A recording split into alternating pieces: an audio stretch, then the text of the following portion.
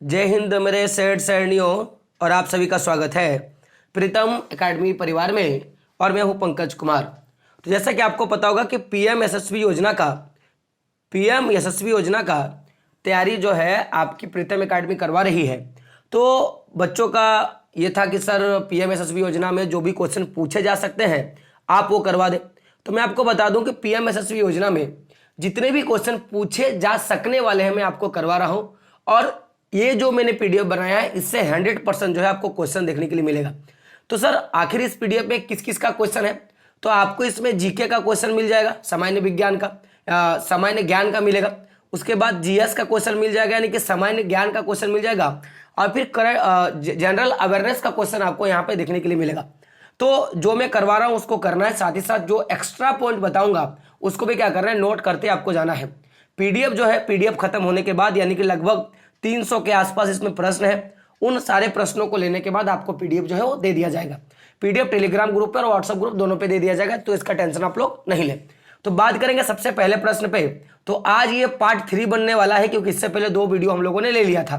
तो सबसे पहला प्रश्न क्या है, देख सकते हो, सर्वग्राही रक्त समूह कौन सा है, यानी कि ऐसा रक्त समूह जो सबसे रक्त ले सकता है, तो आपका क्या होगा, ब्लड ग्रुप क्या होगा, AB। अब मैं आपसे एक सवाल पूछता हूं जो आपको बताना है। आप बताइए कि रक्त के कितने प्रकार है, हमारे मानव शरीर में रक्त के कितने प्रकार हैं। तो आपको पता होगा, एक जिसको हम लोग बोलते हैं RBC, एक बोलते हैं WBC, और दूसरा क्या होता है, प्लेटलेट। तो आपको बताना है कि इसमें से सबसे ज्यादा मात्रा में क्या पाया जाता है हमारे बॉडी में, प्लेटलेट पाया जाता है कि WBC पाया जाता है कि आपको RBC पाया जाता है, आपको कमेंट बॉक्स में बताना है। अगला प्रश्न है आपका कि मेघदूत किसकी रचना है। तो मेघदूत जो है वो कालिदास जी की रचना है, तो क्या होगा इसका आंसर, कालिदास होगा। अगला प्रश्न है आपका कि अर्जुन पुरस्कार किस वर्ष शुरू किया गया। तो अर्जुन पुरस्कार जो है वो 1961 में शुरू किया गया। चलिए एक प्रश्न आपके लिए, आप ये बताइए कि अर्जुन पुरस्कार को सर्वप्रथम किसे दिया गया था। तो मैं बताऊं आंसर, अर्जुन पुरस्कार को सर्वप्रथम जो है कृष्णदास को दिया गया था। किसको दिया गया था, कृष्णदास को। तो मैं आपको बता दूं कि जो अर्जुन पुरस्कार है वो अच्छे खिलाड़ियों को दिया जाता है। जिस तरह गुरु द्रोणाचार्य थे, उनका जो पूरा का पूरा जो सबसे अच्छा दिया जाता था, तो मैंने गुरु द्रोण पुरस्कार एक पाया जाता है, तो वो बेसिकली कोच को दिया जाता है। लेकिन अर्जुन पुरस्कार किसे दिया जाता है, खिलाड़ियों को दिया जाता है। तो सर ये जो कृष्णदास थे वो किस खेल से संबंधित थे, तो ये तीरंदाजी से थे। किससे थे, तीरंदाजी से। तो अर्जुन पुरस्कार जो है 1961 में सर्वप्रथम कृष्णदास जी को दिया गया था, और कृष्णदास जी जो थे वो तीरंदाज खेल से संबंधित रखते थे। अगला प्रश्न है, असहयोग आंदोलन किस वर्ष शुरू हुआ था। अगर आप क्लास 10th को ठीक से पढ़े हो तो मैं आपको बता दूं कि 1920 में असहयोग आंदोलन को स्वीकृति मिला था। असहयोग आंदोलन को स्वीकृति मिला था नागपुर अधिवेशन में, आपको याद होगा। लेकिन अगर शुरुआत का बात किया जाए तो शुरुआत जो है 1921 में हुआ था, अगर आप अकॉर्डिंग टू क्लास 10 का बात करोगे। लेकिन जो भी बाकी जितने भी गूगल सर्च है या जो भी कुछ है उसमें 1920 दिया गया है। तो अब आप क्या करना है, अगर पूछेगा असहयोग आंदोलन की शुरुआत कब हुआ था तो 1920 ही मारना। लेकिन अगर ऑप्शन में 1921 रहेगा तो 1921 ही आपको मार के आना है, क्योंकि according to class 10 NCERT book जो आप पढ़ते हो उसमें लिखा गया है कि असहयोग आंदोलन और खिलाफत आंदोलन की शुरुआत 1921 से हुआ था, और इसकी स्वीकृति जो है 1920 में हुआ था नागपुर अधिवेशन में, आपको याद रखना है। अगला प्रश्न आपका कि पेनल्टी एस्कॉट्स क्या है, पेनल्टी एस्कॉट किस खेल में प्रयुक्त होता है। तो यह हॉकी खेल में प्रयुक्त होता है। अब मेरा एक सवाल, आप ये बताइए कि हॉकी खेल में कुल कितने खिलाड़ी खेलते हैं, यानी कि एक साइड में जो होते हैं वो कितने खिलाड़ी होते हैं। बात करें अगले प्रश्न में। प्रश्न क्या है कि भारत में जनगणना कितने वर्षों के बाद होता है। तो भारत में जो जनगणना है वो 10 वर्षों के बाद होता था, लेकिन पहले ऐसा नहीं था। पहले हो सकता था कि एक साल हुआ था। लेकिन मेरा सवाल है आपका, आप ये बताएं कि स्वतंत्र भारत की पहली जनगणना कब हुआ था। अगर मैं आपसे पूछूं कि पहली जनगणना कब हुई तो आप तो बता दोगे, लेकिन आपको ये बताना है कि स्वतंत्र भारत की पहली जनगणना कब हुआ था, और यह हुआ था 1951 में। कब हुआ था, 1951 में, आपको याद रखना है। चलिए एक प्रश्न आपका सीधा वाला जो आपको बताना है कमेंट बॉक्स में, वर्तमान में भारत की जनसंख्या कितनी है, आप हमें बता दें। अगला प्रश्न है आपका कि रणजी ट्रॉफी का संबंध किस खेल से है। और ये सबको पता है कि रणजी ट्रॉफी जो है क्रिकेट खेल से संबंधित है। आप ये मुझे बता दें कि क्रिकेट खेल में कुल कितने खिलाड़ी होते हैं, आप मुझे बता दें, ठीक है। बात करें अगले प्रश्न पे। प्रश्न क्या है कि स्वांग किस राज्य की लोक नृत्य है। स्वांग जो है किस राज्य का लोक नृत्य है, यानी कि कल्चरल डांस फॉर्म जिसको हम लोग बोलेंगे। तो स्वांग जो है वो हरियाणा का, किसका, हरियाणा का क्या है, लोक नृत्य है। अगला पुरस्कार है ज्ञानपीठ पुरस्कार। तो ज्ञानपीठ पुरस्कार किस क्षेत्र से संबंधित है। तो ज्ञानपीठ पुरस्कार जो है माय डियर फ्रेंड वो साहित्य के क्षेत्र से संबंधित रखता है। तो अब आपके मन में सवाल होगा कि सर सर्वप्रथम किसे दिया गया था? तो सर्वप्रथम जो दिया गया था उसका नाम क्या था? जी शंकर क्रूप। क्या नाम था? जी शंकर क्रूप जी को सर्वप्रथम ज्ञानपीठ पुरस्कार दिया गया था। अब आपके मन में एक सवाल होगा कि सर अगर ज्ञानपीठ पुरस्कार सर्वप्रथम जी शंकर क्रूप जी को दिया गया था तो वर्तमान में किसे दिया गया? तो देखिए वर्तमान जो है, वर्तमान में 2022 में घोषणा किया गया है कि दामोदर क्या नाम था? दामोदर मऊजो को दिया जाएगा। किसको दिया जाएगा? दामोदर मऊजो को दिया जाएगा। 2022 में घोषणा किया गया कि 2023 का जो ज्ञानपीठ पुरस्कार होगा वो दिया जाएगा। लेकिन अभी सवाल है कि सर दामोदर बाबूजी से पहले किसी को तो मिला होगा ना, तो उनका क्या नाम था? नीलकमल फुकन। क्या नाम था? नीलकमल फुकन, जिसे 2021 में ज्ञानपीठ पुरस्कार मिला था। आपको याद रखना है। अगला प्रश्न है आपका, भारतीय संसद का निम्न सदन किसे कहा जाता है? तो आपको पता होगा लोकसभा, और उच्च सदन किसे कहा जाता है? तो राज्यसभा।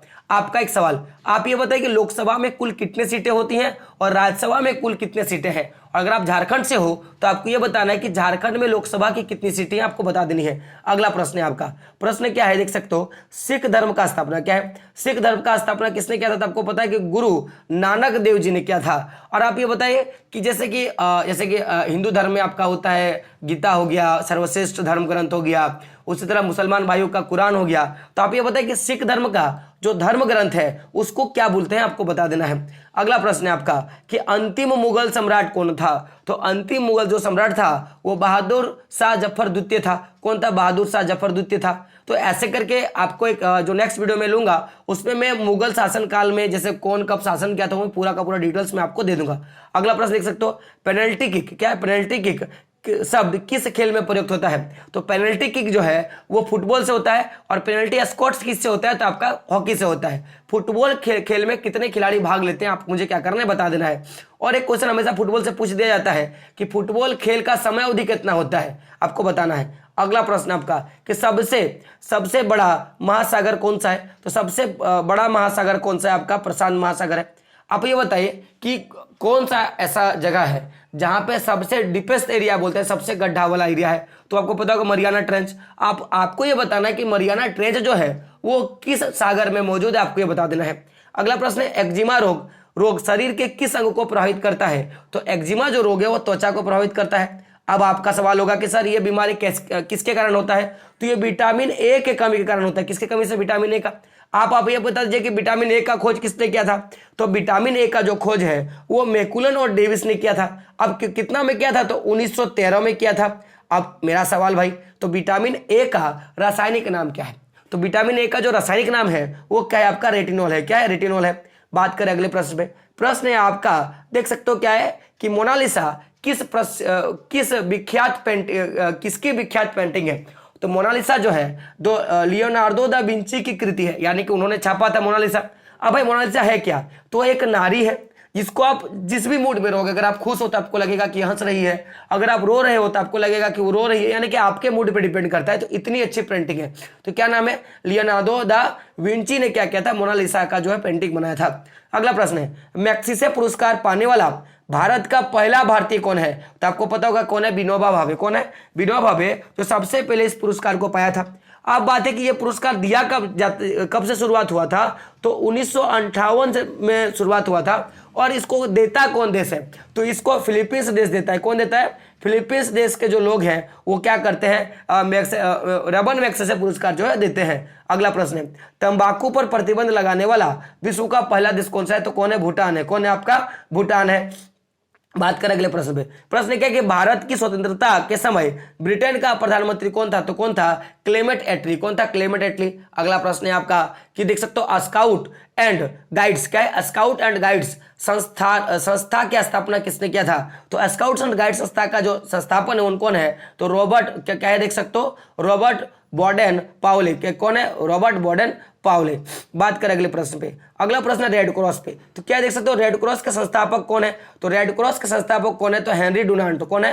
हेनरी डुनांट है। आखिर आप मेरा सवाल आपका पता है रेड क्रॉस दिवस कब मनाया जाता है? तो रेड क्रॉस दिवस जो है वो 8 मई को मनाया जाता है। कब मनाया जाता है? 8 मई को हर साल मनाया जाता है। अगला प्रश्न, घेंगा रोग। क्या है? घेंगा रोग किसकी कमी के कारण होता है? तो ये आयोडीन की कमी के कारण होता है। और आयोडीन का सबसे सर्वोत्तम आप हम बता दें कि जो प्राकृतिक स्रोत क्या है आप हमें बता दें। अगला प्रश्न है डुरांड कप का संबंध किससे है? तो ये फुटबॉल से है भाई, है ना। मारो फिरंगी को क्या है, मारो फिरंगी को का नारा किसने दिया था? तो ये मंगल पांडे जी ने दिया था। किसने दिया था? मंगल पांडे जी ने।